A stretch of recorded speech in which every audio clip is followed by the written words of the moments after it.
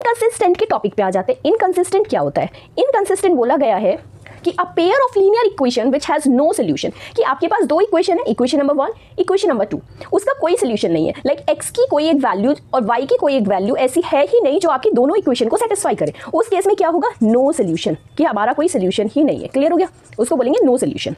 और ऐसे केस में हम बोलेंगे कि जो लीनियर इक्वेशन का पेयर है वो क्या है? इनकंसिस्टेंट है। क्या बोलोगे उसको? इनकंसिस्टेंट। ओके तो कभी अगर आ जाए कि inconsistent system of equation has how many solution, तो उसका आंसर होगा आपका नो सोल्यूशन, क्योंकि जब हमारी इक्वेशंस का कोई सोल्यूशन नहीं होगा तभी हम उसको बोलेंगे इनकंसिस्टेंट। क्लियर? उसके बाद आ जाता है कंसिस्टेंट। अब नो सोल्यूशन तो हो गया कि चलो भाई कोई सोल्यूशन नहीं है। अब हम बोल रहे हैं कि a pair of linear equation in two variables which has a solution, like जिसका कोई एक सोल्यूशन है। हैज अ सोल्यूशन मींस कोई एक सोल्यूशन है, ये एक सोल्यूशन के लिए ही बोला जाएगा, वन सोल्यूशन ओनली। ऐसा नहीं कि x की भी दो वैल्यूज आ रही है, y की भी दो आ रही है। अगर x और y की कोई एक फिक्स्ड वैल्यू है जिसके लिए दोनों ही इक्वेशन सेटिस्फाई हो रही है, तब आप बोलोगे कि वो जो सिस्टम है हमारा, वो जो पेयर ऑफ लीनियर इक्वेशन है वो हमारी क्या है? कंसिस्टेंट है। क्लियर हो गया? उसके बाद अब एक तो केस हो गया कि कोई वैल्यू नहीं है, कोई सोल्यूशन नहीं है। एक हो गया कि आपकी एग्जैक्टली एक कोई वैल्यू है x एंड y की जो सेटिस्फाई कर रही है, तो वहां से पता लग गया कि हमें एक सोल्यूशन है।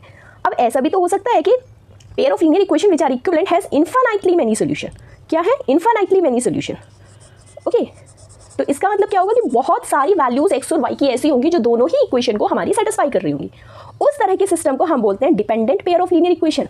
ओके और उसको जो वो भी क्या होती है? हमारी कंसिस्टेंट ही होती है। तो अगर हमारे पास, इससे हमें क्या पता लग रहा है कि अगर एक सोल्यूशन है या फिर मेनी सोल्यूशन है, कंसिस्टेंट तो होगा, बट सिर्फ मेनी सोल्यूशन वाले को ही आप डिपेंडेंट पेयर ऑफ वेरिएबल बोलोगे। ये नहीं कि आपका वन सोल्यूशन वाला भी डिपेंडेंट हो जाएगा, नहीं, आपका सिर्फ जो इनफाइनाइटली मेनी सोल्यूशन वाला है उसी को डिपेंडेंट वेरिएबल बोलेंगे। Okay dependent pair of equation.